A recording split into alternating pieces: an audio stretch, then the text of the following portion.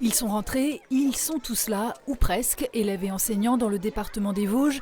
Une rentrée réussie pour la directrice académique des services de l'éducation nationale, avec des effectifs provisoires en baisse, moins 600 par rapport à l'an dernier. Chaque classe avait un ou une enseignante. On a encore quelques recrutements à faire, mais on en est sur une dizaine de contractuels. Dans le second degré, là aussi, quelques ajustements à faire, mais vraiment on est là aussi sur une dizaine de postes vacants, donc à l'échelle des Vosges, quasiment rien. 39 classes en primaire ont fermé pour cette rentrée dans les Vosges avec en moyenne moins de 20 élèves par classe. Une dotation en moyen supérieure au reste de l'Hexagone.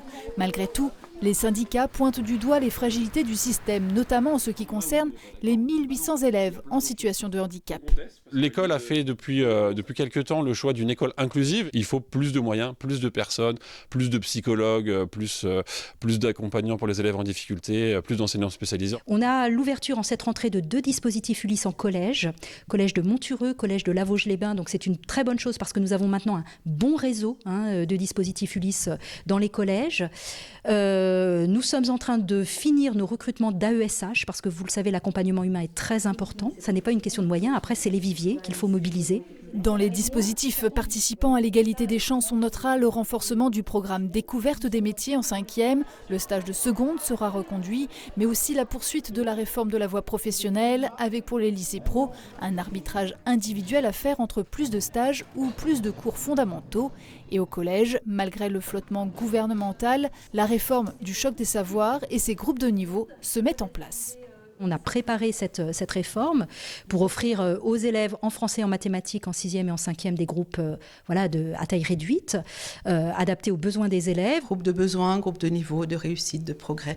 On peut les appeler comme on veut. En tous les cas, pour nous, ce n'est pas une bonne idée dans la mesure où on est pour l'hétérogénéité des classes, pour une mixité scolaire, une mixité sociale. Suite à l'accumulation de toutes ces réformes, il ne va plus y avoir 2 élèves qui vont avoir le droit au même enseignement, puisque le mot, c'est, elle l'a dit, l'adaptabilité, l'autonomie.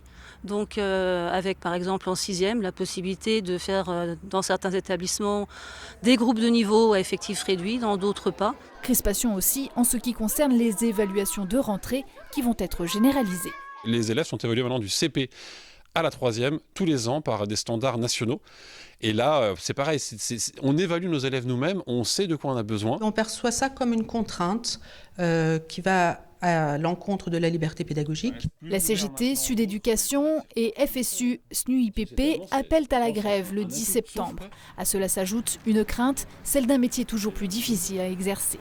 On a cette année des baisses de moyens très importantes dans les Vosges. On a eu des suppressions de postes, on a eu une baisse du nombre d'heures, ce qui fait que les enseignants ont moins d'heures à effectuer dans chaque établissement et on les oblige à faire des compléments, ce qu'on appelle des compléments de service, parfois dans 2 voire 3 communes. On a l'impression d'avoir plus de collègues qui nous alertent sur la distance qu'ils ont à effectuer, sur des recours qui n'ont pas été exaucés, sur des difficultés, point que certains envisageaient des démissions.